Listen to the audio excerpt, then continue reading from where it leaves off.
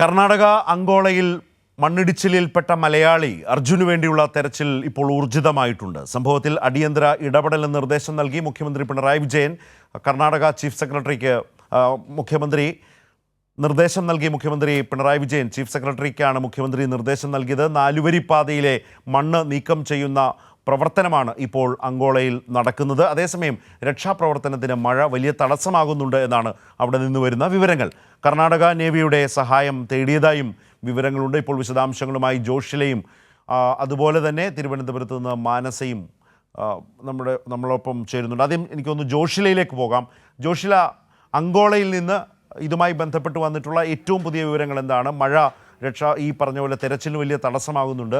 നാലുവരി പാതയാണ്, വലിയ തോതിൽ മണ്ണിടിഞ്ഞു വീണിട്ടുണ്ട്, അതാകെയും നീക്കം ചെയ്യേണ്ടതുണ്ട്. ഈ കഴിഞ്ഞ മണിക്കൂറുകൾ ഇപ്പോൾ എങ്ങനെയാണ് അവിടെ അതുമായി ബന്ധപ്പെട്ട പ്രവർത്തനങ്ങൾ നടക്കുന്നത്? വലിയ മെല്ലെപ്പോക്കുണ്ടായിരുന്നു തുടക്കത്തിൽ രാവിലെയൊക്കെ എന്നാണ് മനസ്സിലാക്കുന്നത്. ബന്ധുക്കൾ തന്നെ അത് പറയുന്നുണ്ടായിരുന്നു. ഇപ്പോൾ കാര്യങ്ങൾക്കൊരു വലിയ മാറ്റം വന്നിട്ടുണ്ടോ?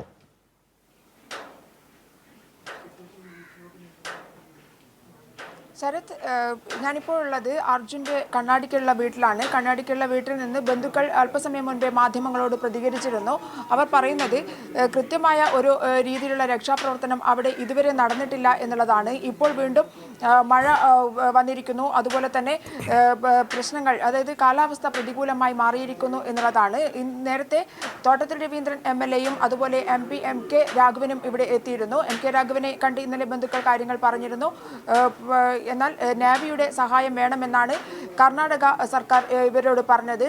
നേവി ഇന്ന് രാവിലെ തന്നെ ഈ സ്ഥലത്തെത്തും എന്നുള്ളതാണ് MP വീട്ടുകാരോട് പറഞ്ഞത്. എന്നാൽ പോലും ഇന്ന് രാവിലെ നേവി എത്തിയിട്ടില്ല എന്നുള്ളതാണ്. ഇന്ന് ഉച്ചയോടുകൂടി പോലും നേവി എത്താത്ത ഒരു സാഹചര്യമാണുള്ളത്.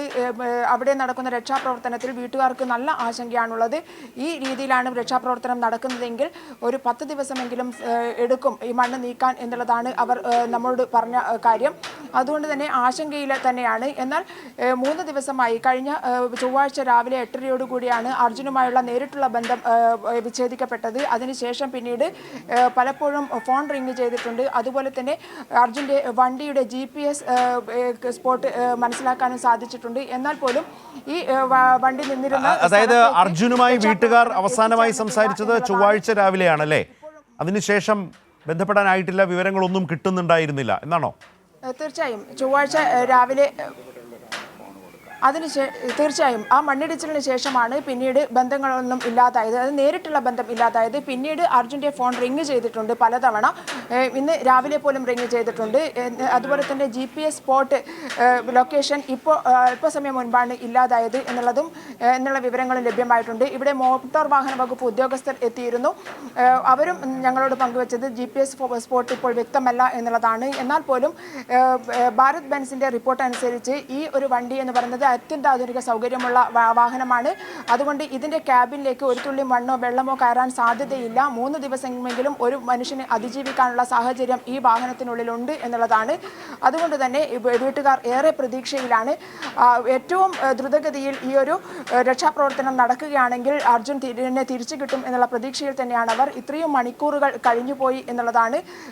അതുപോലെ തന്നെ സംസ്ഥാന സർക്കാർ എല്ലാ കാര്യങ്ങളും ഇപ്പോഴും GPS ട്രാക്കിംഗ് അനുസരിച്ച് മണ്ണിനടിയിൽപ്പെട്ടിട്ടാണ് ഈ ലോറി ഉള്ളത് എന്നാണോ മനസ്സിലാക്കേണ്ടത്? അതുപോലെ തന്നെ നേരത്തെ പറഞ്ഞ ഈ ലോറി ഇന്നലെ രാത്രി വരെയും ഓണായിരുന്നു എന്ന തരത്തിലേക്കുള്ള വിവരങ്ങളുണ്ട്. ആ ലോറിയിൽ ആരൊക്കെയാണ് ഉള്ളത് എന്നതിനെ സംബന്ധിച്ച് അർജുന് വേണ്ടിയിട്ടുള്ള തെരച്ചിലാണ്, മറ്റാരെങ്കിലുമൊക്കെ ഉണ്ടോ? അത്തരം വിവരങ്ങൾ എങ്ങനെയൊക്കെയാണ് അതേക്കുറിച്ച് കൂടുതലായിട്ടുള്ളത്? അർജുൻ മാത്രമാണ് ഇപ്പോൾ അതിലുള്ളത് എന്നുള്ളതാണ് നമുക്ക് ലഭ്യമാകുന്ന വിവരങ്ങൾ. മറ്റാരും അതിൽ മിസ്സായിട്ടില്ല എന്നുള്ളതാണ്.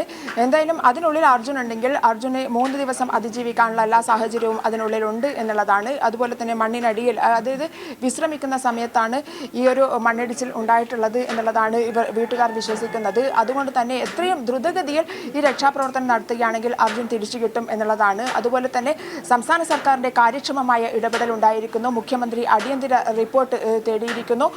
ചീഫ് സെക്രട്ടറിക്ക് അടിയന്തരമായി ചീഫ് സെക്രട്ടറി വേണുവിനോട് അടിയന്തരമായി ഇടപെടാനും ഉദ്യോഗസ്ഥ തലത്തിൽ ഈ പ്രവർത്തനങ്ങൾ വേഗം തന്നെ നടത്താനും ദ്രുതഗതിയിൽ നടത്താനുമുള്ള ആവശ്യം ഉന്നയിച്ചിരിക്കുന്നു. അതുകൊണ്ട് തന്നെ എത്രയും പെട്ടെന്ന് ഉദ്യോഗസ്ഥരുമായി ബന്ധപ്പെട്ട് ഈ രക്ഷാപ്രവർത്തനങ്ങളെല്ലാം നടത്തും എന്നുള്ളതാണ് പ്രതീക്ഷിക്കുന്നത്. എന്നാൽ പോലും തോട്ടത്തിൽ രവീന്ദ്രൻ MLA നേരത്തെ പറഞ്ഞ ഒരു കാര്യമുണ്ട്.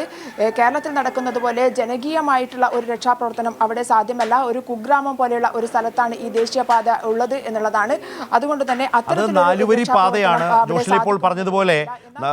ഈ പറഞ്ഞ പോലെ ജനകീയമായിട്ടുള്ള ഒരു ഒത്തുചേർന്ന് എല്ലാവരും ചേർന്ന് ഈ തെരച്ചിൽ നടത്തുക, അതിനു വേണ്ടിയിട്ട് ആളുകൾ മുന്നിട്ടിറങ്ങുക, അത്തരം അനുഭവങ്ങൾ അത്തരം സാഹചര്യമില്ല എന്ന് ജനപ്രതിനിധികൾക്ക് തന്നെ മനസ്സിലാവുന്ന ഒരു അവസ്ഥയുണ്ട്. ഇത് നാലുവരി പാതയാണ്. ഒരു വരിയിലെ ഒരു നിര റോഡിലെ മണ്ണ് നീക്കം ചെയ്തതായിട്ടുള്ള വിവരങ്ങളും നേരത്തെ വന്നിരുന്നു. അതുപോലെ 3 നിര റോഡിലെ മണ്ണ് നീക്കം ചെയ്യേണ്ടതുണ്ട്. ആ 3 നിര റോഡുകളിൽ ഒന്നിലാണ് ഈ ലോറി ഉൾപ്പെട്ടിട്ടുള്ളത് എന്ന് വേണം മനസ്സിലാക്കാൻ, അല്ലേ ജോഷില? തീർച്ചയായും 5000 ലോഡ് മണ്ണെങ്കിലും അവിടെ നിന്ന് നീക്കം ചെയ്താൽ മാത്രമേ ഈ സ്പോട്ടിൽ എത്തുകയുള്ളൂ എന്നുള്ളതാണ് ഇവിടുത്തെ അർജുൻ്റെ സഹോദരിയുടെ ഭർത്താവ് അവിടെ നിന്നും ഞങ്ങളോട് സംസാരിച്ചപ്പോൾ പറഞ്ഞിട്ടുള്ളത്. അത്രയും ലോഡ് നീക്കം ചെയ്യുക ഇന്നത്തെ പ്രവർത്തന രീതിയിലാണെങ്കിൽ, അത് ഇന്നലെയും ഇന്നുമായി നടക്കുന്ന പ്രവർത്തന രീതി, തീർച്ചയായും അദ്ദേഹം അവിടെയുണ്ട്. ആ സ്പോട്ടിൽ നിന്നും അദ്ദേഹം സംസാരിച്ചിട്ടുമുണ്ട്. അദ്ദേഹം പറഞ്ഞതനുസരിച്ച് അവിടെ നിന്നും ഈ രീതിയിലാണ് പ്രവർത്തനങ്ങൾ നടക്കുന്നതെങ്കിൽ 10 ദിവസമെങ്കിലും പിടിക്കും എന്നുള്ളതാണ് രക്ഷപ്പെടാൻ. അത്തരത്തിലുള്ള ഒരു പ്രവർത്തനം കൊണ്ട് മുന്നോട്ട് പോകാൻ സാധിക്കുകയില്ല. എത്രയും പെട്ടെന്ന് നേവി അവിടെ എത്തിച്ചേരണം. നേവിയുടെ പ്രവർത്തനങ്ങൾ അത്യാവശ്യമായിരിക്കുന്ന ഘട്ടമാണ്. അതുമാത്രമല്ല, ദേശീയപാതയോരത്ത് ആണെങ്കിൽ പോലും ഇത്തരത്തിൽ ഒരു പ്രവർത്തനം നടക്കുമ്പോൾ, രക്ഷാപ്രവർത്തനം നടക്കുമ്പോൾ ഏകദേശം ഉച്ചയ്ക്ക് ശേഷം വൈകുന്നേരത്തോടുകൂടി ഈ രക്ഷാപ്രവർത്തനം അവസാനിപ്പിക്കുന്ന അവസ്ഥയാണ് അവിടെ നടന്നുകൊണ്ടിരിക്കുന്നത്. ലൈറ്റ് ഇല്ല എന്നുള്ള ഒരു കാരണം പറഞ്ഞുകൊണ്ട് രക്ഷാപ്രവർത്തനം അവസാനിപ്പിക്കുന്ന അവസ്ഥ ഇപ്പോഴും അവിടെയുണ്ട്. അത് അങ്ങനെയാണ് നടക്കുന്നതെങ്കിൽ വീണ്ടും രക്ഷാപ്രവർത്തനങ്ങൾ നീണ്ടുപോകും. അത്ര മന്ദഗതിയിലാണ് ഇത് നടക്കുന്നത്. എന്നാൽ ഇപ്പോൾ ജോഷില, ഞാൻ മടങ്ങി വരാം. എല്ലാവരും ഉറ്റുനോക്കുന്നതാണ് ഈ രക്ഷാപ്രവർത്തനം അല്ലെങ്കിൽ ഈ തെരച്ചിൽ അതിവേഗം മുന്നോട്ട് പോകേണ്ടതുണ്ട്. ഈ പറഞ്ഞതുപോലുള്ള മണ്ണ് വലിയ തോതിൽ നീക്കം ചെയ്യേണ്ടതുണ്ട്. അതിവേഗത്തിൽ അത് ചെയ്യാനാവണം. അതിനുവേണ്ട വലിയ പരിശ്രമം വേണം. ഒരു യുദ്ധകാല അടിസ്ഥാനത്തിലുള്ള നടപടി ഉണ്ടാവേണ്ടതുണ്ട്. ഇപ്പോൾ വളരെ വലിയ മന്ദഗതി അതിൽ പ്രകടമാണ്. എന്നാൽ രാവിലെ ഇന്നിപ്പോൾ ഗതാഗത മന്ത്രി KB ഗണേഷ് കുമാർ പറഞ്ഞത്, ഇന്ന് രാവിലെയാണ് കർണാടക സർക്കാരിൽ നിന്നും ഈ വലിയ മണ്ണിടിച്ചിലിൽ ഒരു മലയാളി ഉൾപ്പെട്ടിട്ടുണ്ട് എന്ന ഒരു വിവരം ലഭിച്ചത്. അതേ തുടർന്ന് ഒട്ടേറെ കാര്യങ്ങൾ സംസ്ഥാനം ചെയ്യുകയുണ്ടായി. മുഖ്യമന്ത്രി ചീഫ് സെക്രട്ടറിക്ക് അടിയന്തരമായി ഇടപെടാൻ വേണ്ട നിർദ്ദേശം നൽകി. അതുപോലെ തന്നെ മന്ത്രി AK ശശീന്ദ്രൻ കർണാടക മുഖ്യമന്ത്രിക്ക് കത്തയച്ചു. ഇവിടെ നിന്ന് ജനപ്രതിനിധികൾ അവിടേക്ക് പോകുന്ന സാഹചര്യമുണ്ട്. അർജുൻ്റെ ബന്ധുക്കൾ അവിടെ എത്തിയിട്ടുണ്ട്. നേവിയുടെ സഹായം കർണാടക തേടിയിട്ടുണ്ട്. പക്ഷേ അപ്പോഴും അതൊന്നും ഒരു പൂർണ്ണാർത്ഥത്തിൽ അവിടെ എത്തിയിട്ടില്ല. ഈ തെരച്ചിൽ, അതുപോലെ മണ്ണ് നീക്കം ചെയ്യൽ എന്നതാണ് ഇപ്പോൾ ഇതുമായി ബന്ധപ്പെട്ട് നേരിടുന്ന ഒരു പ്രധാനപ്പെട്ട വൈഷമ്യം. അതുതന്നെയാണ്. പക്ഷേ ചെയ്യേണ്ട കാര്യങ്ങൾ ഇപ്പോൾ അറിഞ്ഞ ഉടൻ തന്നെ കർണാടക സർക്കാരുമായി ബന്ധപ്പെട്ട് മോട്ടോർ വാഹന വകുപ്പിലെ ഉദ്യോഗസ്ഥരെ അവിടേക്ക് അയച്ചിട്ടുണ്ട്.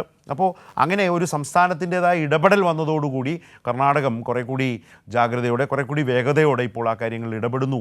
ബന്ധുക്കൾക്ക് വലിയ പരാതി ഉണ്ടായിരുന്നു. വലിയ ഒരു മെല്ലെപ്പോക്ക് ഇക്കാര്യത്തിലുണ്ട്. അവർ പറയുന്നതനുസരിച്ചാണെങ്കിൽ ഒരു 10 ദിവസമെങ്കിലും ഈ 5000 ലോഡ് മണ്ണ് നീക്കം ചെയ്യാം. നമുക്ക് തന്നെ പറയുമ്പോൾ തന്നെ അതിൻ്റെ ഒരു വലിയ വ്യാപ്തി മനസ്സിലാകും. അപ്പോൾ വലിയൊരു പരിശ്രമം ഉണ്ടെങ്കിൽ മാത്രമേ ഇത് അർജുനെ രക്ഷിച്ച് നമുക്ക് എടുക്കാനാകുള്ളൂ. അപ്പോൾ അതിന് ആ വാഹനം നിർമ്മാതാക്കൾ, ആ ലോറിയുടെ നിർമ്മാതാക്കൾ തന്നെ പറഞ്ഞു, നേരത്തെ ജോഷില സൂചിപ്പിച്ചു, അത്യാധുനിക സൗകര്യങ്ങളൊക്കെ ഉള്ളതാണ്. അതുകൊണ്ട് തന്നെ കുറേ ദിവസങ്ങൾ പിടിച്ചു നിൽക്കാൻ കഴിയും. പക്ഷേ അതിനിടയിൽ മണ്ണ് നീക്കം ചെയ്യേണ്ടതായിട്ടുണ്ട്. ഈ സാഹചര്യങ്ങളെക്കുറിച്ചും എടുത്ത നടപടികളെക്കുറിച്ചുമാണ് ഗതാഗത മന്ത്രി സംസാരിച്ചത്. കാണാം. ഞാൻ അവിടുത്തെ ഡിസ്ട്രിക്ട് കളക്ടറായിട്ട് സംസാരിച്ചപ്പോൾ അവർ പറയുന്നത് നല്ല രീതിയിൽ അവർ പ്രവർത്തിക്കുന്നുണ്ട്. പക്ഷേ കാലാവസ്ഥ വളരെ മോശമാണ്. അപ്പോൾ അതുകൊണ്ടാണ് രക്ഷാപ്രവർത്തനം വൈകുന്നതെന്നാണ് അവർ പറയുന്നത്. പിന്നെ 2 ലൈനിൽ മണ്ണ് വീണിട്ടുണ്ട്. അപ്പോൾ 1 ലൈൻ ക്ലിയർ ചെയ്തു. അതിൽ കൂടെ മാത്രമേ അകത്തേക്ക് പോകാൻ പറ്റത്തുള്ളൂ. അങ്ങനെ എത്രയും പെട്ടെന്ന് ക്ലിയർ ചെയ്യാമെന്ന് പറയുന്നുണ്ട്. നമ്മൾ ഈ പറഞ്ഞപ്പോഴാണ് മലയാളി ഉണ്ടെന്നും ഇങ്ങനെ ലോറി ഉണ്ടെന്നും ഒക്കെ അവർ അറിയുന്നത്. അവർക്ക് ഇൻഫർമേഷൻ നമ്മൾ വന്നതിന് ശേഷം. നമ്മൾ പക്ഷേ രാവിലെ തന്നെ ഞാൻ ട്രാൻസ്പോർട്ട് മിനിസ്റ്ററുമായിട്ട് ബന്ധപ്പെട്ടു.